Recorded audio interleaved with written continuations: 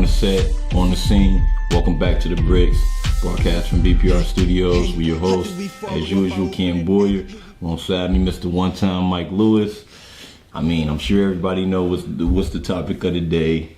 Eastern Conference Finals. The Heat pulling away from Indiana, you know, in convincing fashion. You know, blowing them away. I mean, Dwayne Wade, you know, he stepped up with 21 points. You know, Paul George with, you know, Roy, what happened to Roy Hibbert, man? Foul trouble. So, I mean, I don't know. What's your take on it? I mean, I'm going to jump in on something, but I want to hear what's your take on it. Because you picked the Pacers. I mean, everything seemed like it should have happened the way that you said, but I mean. I'm going to tell you what happened, man. I'm going to tell you what happened game one. Go back to game one. When they were up point with 2.2 seconds left. Yeah. And you allow LeBron James to get a layup. That was the one. Think about it. That was the game. When you give away a game in any series, they usually say it comes back to haunt you. Yeah. And that's what happened to the Pacers. Yeah. They could not stay away from turning over the ball. They missed layups. They missed free throws. Honestly, I don't care what nobody say. They allowed Miami to win this series, in my opinion. The Pacers control. Indiana believe? Listen, Indiana know in their heart of hearts they controlled the majority of the series. It was only game 5 in the third quarter. Miami looked like Miami, and then obviously game 3 they blew them out at home. Other than that, the Pacers controlled this entire series, in my opinion, and the numbers speak for itself. Every time they won the game, they would kill them on the glass, kill them in points in the paint. But when you allow Miami to get out in transition and you turn the ball over to them, that's what's going to happen. Last night was a proven example. They had 9 turnovers in the first quarter. You're done. I think, you know, I think you said that's the reason that they should have won is because they had control and that they was. I think that was the problem the problem for Indiana. I think they came out even in game 1, like you said, the last with 2.2 to go when they gave up that layup. I think they really just thought, okay, we just about to get out of here. We seen that we can play with these guys. We can actually win this series, and that happened from game 1 on into game 7. You know, the letdown. You see what happened in game 2. You know, they come out and they play the game they're supposed to play.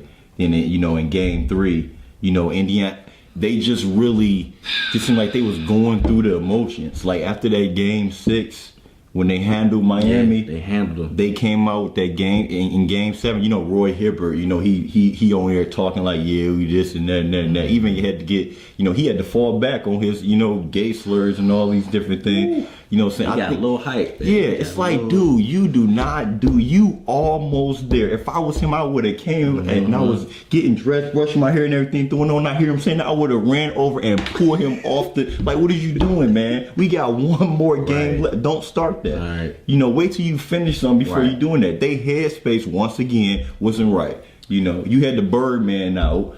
You know, he getting too high and too heat. You had him. You had him. Yeah.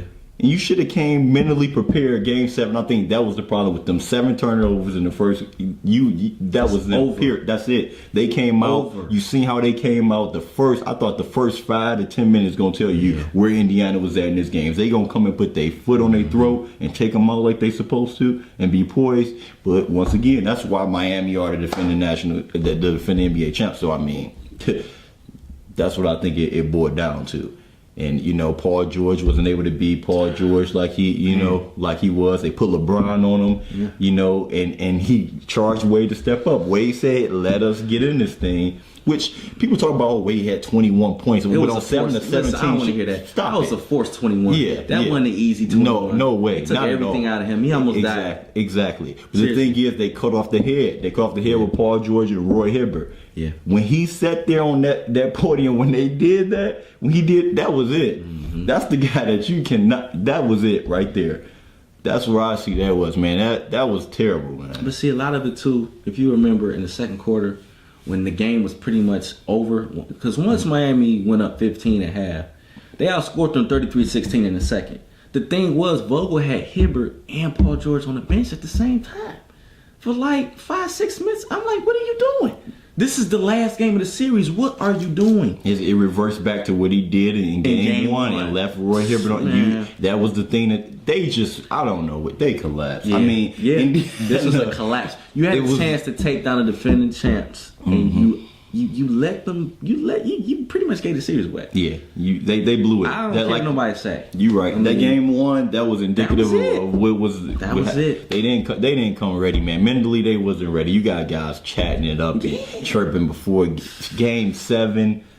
You know, and you're not funny, bro. And you're on the road. You gotta handle. Listen, man. You playing LeBron James in the Heat in Miami, game 7.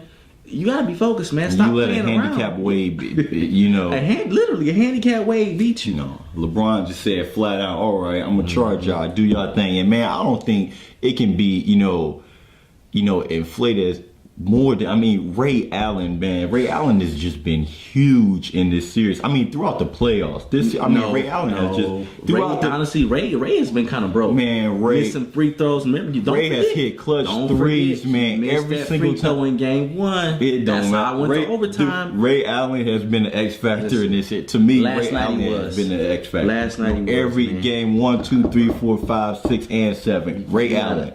You might want to check his stats. This guy, I'm talking about him being clutch. And he woke up last night.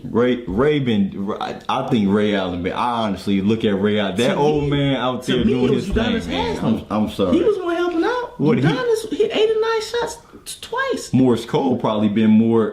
He played D. He played D. LeBron was a one-man show this series, man.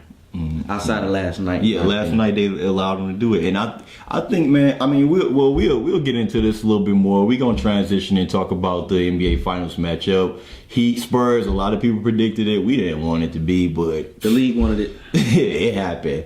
So we'll be back. Him, boy, Mike Lewis is the Bridge.